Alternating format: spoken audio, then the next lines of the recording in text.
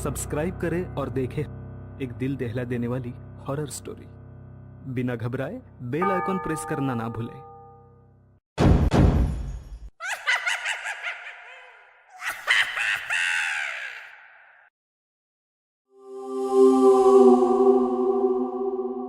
न जाने ये कौन सी जगह थी, घर था या पूरी भूल भुलैया। हर तरफ दरवाजे ही दरवाजे थे। उस पर एक महिला की लगातार आते रोने से सकने की आवाज उसे बेचैन किए हुए थी।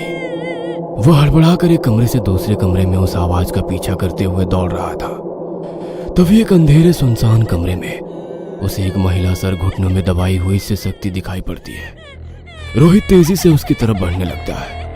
उसकी सिसकने की आवाज और तेज होती जा रही थी। जैसे ही वो उस महिला को छूने के लिए हाथ बढ़ाता है, अचानक उसकी नींद टूट जाती है। रोहित पसीने से तरबतर होकर अपने बिस्तर पर बैठा था कि तभी उसका रूममेट रवि वहां पर आ जाता है। अरे क्या हुआ? आज फिर से वही सपना देखा क्या? हाँ यार, आज फिर वही सपना देखा। पहले तो मुझे लगता था कि सपनों का वास्तविकता से कोई संबंध नहीं होता। जो कुछ भी हमारे सबकॉन्शियस माइंड में होता है वही सपने में दिखाई देता है। लेकिन इतने सालों से लगातार एक जैसा सपना दिखाई पड़ना, और हैरानी की बात तो यह है कि मैंने ये जगह कभी देखी ही नहीं है। फिर क्यों मुझे सपने में बार बार वही घर दिखाई पड़ता है? अब मुझे लगने लगा है जैसे ये सपना मुझसे कुछ कह रहा है। कुछ तो है जो मैं समझ नहीं पा रहा हूँ। रोहित की बात सुनकर रवि उसे समझाता है कि वो कुछ ज्यादा ही सोच रहा है। लेकिन रोहित अब मन ही मन इस सपने की तह तक जाने का निश्चय कर चुका था। उसी रात फिर से रोहित को वही सपना आता है। रोहित आवाज का पीछा करता हुआ कमरे में पहुंचता है, और जैसे ही वो औरत के नजदीक पहुंचता है, इस बार वो अपना चेहरा ऊपर कर लेती है। वह स्त्री भला की खूबसूरत थी। उसका चेहरा ऐसे चमक रहा था मानो पूर्णिमा का चांद। उसकी बड़ी बड़ी खूबसूरत आंखें और काले गहरे बाल देखकर रोहित मानो उसके सम्मोहन में पड़ गया था।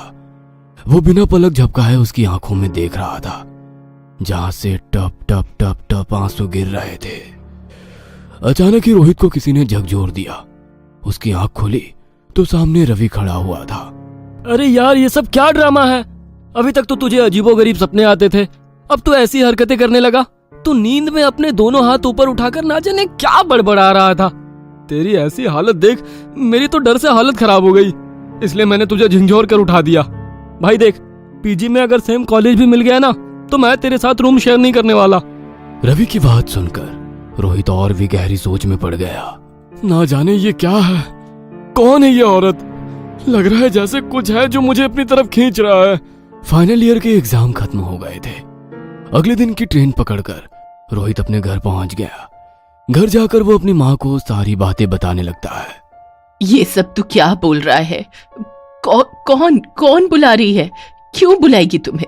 ये सब बातें कहाँ से आ रही है तुम्हारे दिमाग में?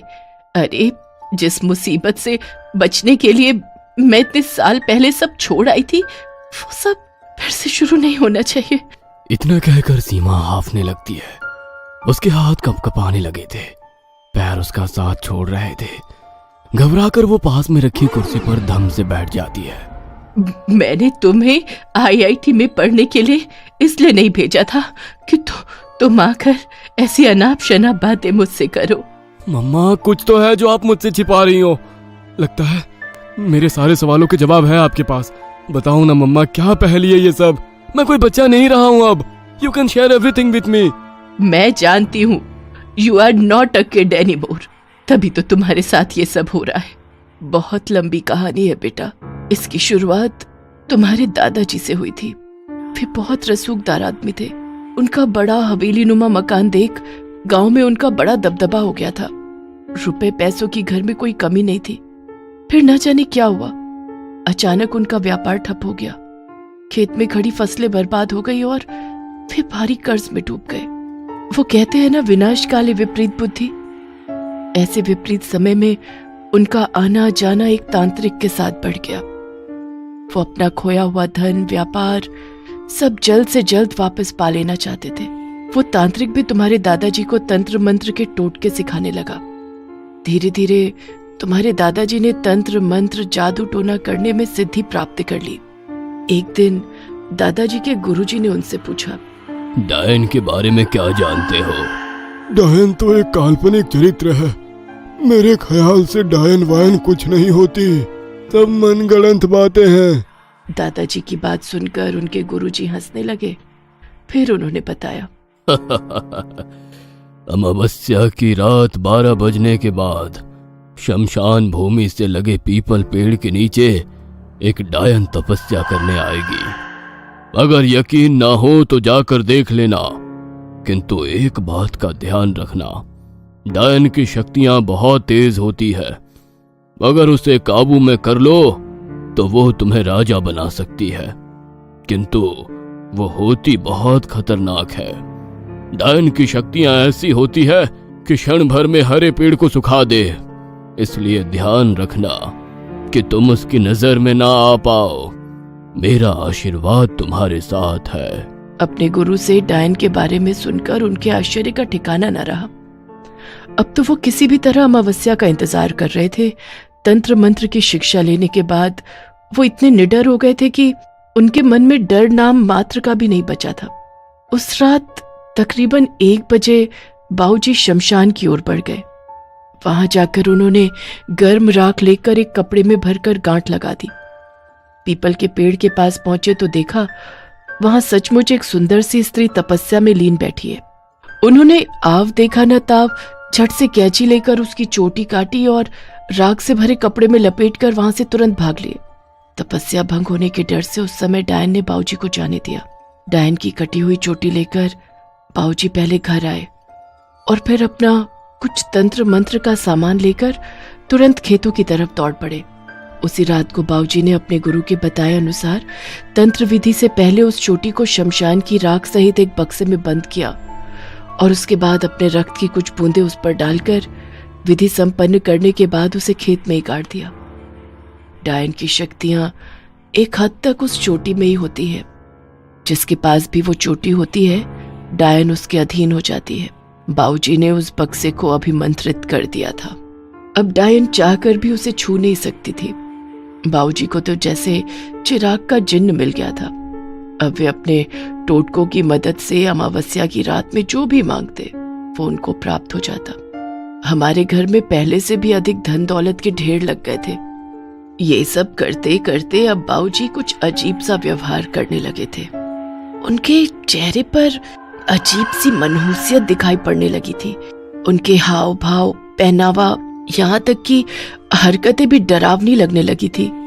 एक रोज बाऊजी आधी रात को घर से निकले, लेकिन फिर कभी लौट कर नहीं आए। ना जाने कितने ही दिनों तक तुम्हारे पापा उन्हें खोजते रहे, लेकिन जब उनका कोई सुराग न मिला तो सबने उन्हें मृत मान लिया। तुम्हारे दादाजी के अलावा कोई नहीं जानता था कि उन्होंने वो चोटी कहाँ छिपाई है, तुम्हारे पापा भी नहीं। बाऊजी के जाने के बाद सब कुछ शांत सा हो गया था। दादाजी के लापता होने के कुछ 2-3 साल बाद की बात है। तुम्हारे पिताजी आधी रात गए किसी काम से लौट रहे थे। उनके पास एक स्कूटर हुआ करता था। जंगल के रास्ते से लौटते हुए अचानक उनका स्कूटर खराब हो गया। काफी दूर तक स्कूटर को घसीटने के बाद अब वो बुरी तरह थक गए थे। उस जमाने में चोरी का इतना डर नहीं होता था, सो उन्होंने अपना स्कूटर वहीं छोड़ दिया और पैदल ही लौटने लगे। थोड़ी दूर जाने पर उन्हें किसी लड़की के रोने की आवाज सुनाई पड़ने लगी। इतनी रात गए सुनसान जंगल में लड़की की आवाज सुनकर तुम्हारे पापा को लगा शायद कोई लड़की मुसीबत में है। वो दौड़ते हुए आवाज की दिशा में आगे बढ़े तो एक सुंदर औरत उन्हें दिखाई पड़ी। न जाने उस औरत ने क्या जादू किया कि तुम्हारे पापा उसे अपने साथ लेकर घर लौट आए। वो औरत बहुत खूबसूरत थी। जो भी उसे देखता ही रह जाता। ऐसा रूप रंग कि अप्सरा भी शर्मा जाए। अभी जिद किए बैठे थे कि वो अब इसी लड़की के साथ रहेंगे। घर में छोटे बड़े किसी की भी बात सुनने को वो राजी नहीं थे। और वो लड़की, उसके तो मानो मुंह पर ताला लगा था। अगर उससे कुछ भी पूछते तो बस पल्लू में मुंह छुपाकर रोने लगती। उसी दिन अभी ने सिंदूर लगाकर उसे अपनी पत्नी बना लिया। अभी शादीशुदा थे। मैं उनकी पत्नी उनके सामने खड़ी रोती रही, गिड़गिड़ाती रही, लेकिन वो जैसे पत्थर हो गए थे। वो लड़की भी घर में ही मेहमान कक्ष में अभी के साथ रहने लगी। मैं तो उसी पल घर छोड़कर जाना चाहती थी, लेकिन तुम्हारी दादी ने मुझे रोक लिया। कुछ दिन बीते तो मुझे पता चला कि मैं गर्भवती हूँ। तुम्हारे जन्म से कुछ दिन पहले माँ जी ने घर में पूजा रखवाई थी। पिछले कुछ दिनों में जो कुछ भी हमारे घर में हुआ था, कहीं ना कहीं वो अब माँ को डरा रहा था। पहले बाबूजी का यूं तांत्रिक बन जाना, फिर उनका लापता होना, उसके बाद अभी का दूसरी शादी करना, और शादी के बाद से अजीब बर्ताव करना जैसे वो किसी को पहचानते ही ना हो। मुझसे अब माँ का दुख देखा नहीं जा रहा था। मैंने सोचा अगर मैं अभी को माफ कर दूं तो शायद वो माँ से बात करने लगे। इसलिए पूजा के दिन मैं आउट हाउस में उन दोनों को पूजा के लिए निमंत्रण देने गई। जिस समय मैं उनके कमरे में पहुंची, वहां का नजारा देखकर मेरा शरीर ठंडा पड़ गया। वो लड़की न जाने क्या तंत्र मंत्र कर रही थी। अभी जमीन पर बेहोश पड़े थे। अभी के पास में सिंदूर, नारियल और ना जाने क्या क्या रखा हुआ था। उनके माथे पर सिंदूर लगा हुआ था और हाथ बंधे हुए थे। पूरे कमरे में धुआं भरा हुआ था। वो नजारा देखकर मैं चीख कर वहां से भागी तो वो लड़की भी मेरे पीछे पीछे दौड़ी। उस दिन पहली बार मैंने देखा कि उसके पैर हमारे पैरों जैसे नहीं थे। कैसे पैर थे उसके? बोलो ना माँ, क्या देखा आपने? उल्टे पैर थे उसके। औरत नहीं, डायन थी वो, डायन, जिसने हमारे पूरे घर को बर्बाद कर दिया।